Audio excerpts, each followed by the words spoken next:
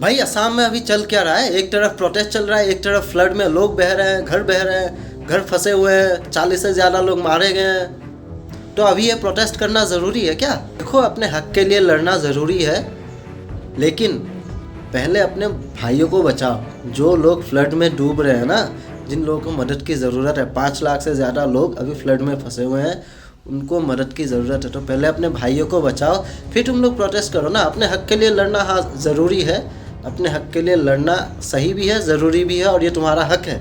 लेकिन जो लोग फ्लड में फंसे हुए हैं वो भी तुम्हारे भाई बहन है ना, पहले उनको बचाओ।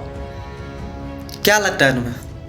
क्या लगता क्या है, एक दिन प्रोटेस्ट करोगे सब ठीक हो जाएगा, पेपर लीक्स बंद हो जाएंगे? भूल गए जुबिन को? आज तक उन्हें इंसाफ मिला? जो तुम्हारा प्रॉब्लम ये लोग एक दिन में सॉल्व कर देंगे? भाई मैं बोल रहा हूँ, पहले जो फ्लड में लोग फंसे हैं उनकी मदद करो, फिर बाद में आके प्रोटेस्ट करो। अपने लोग बचेंगे तभी तो अपने लोगों के साथ आके लड़ोगे ना।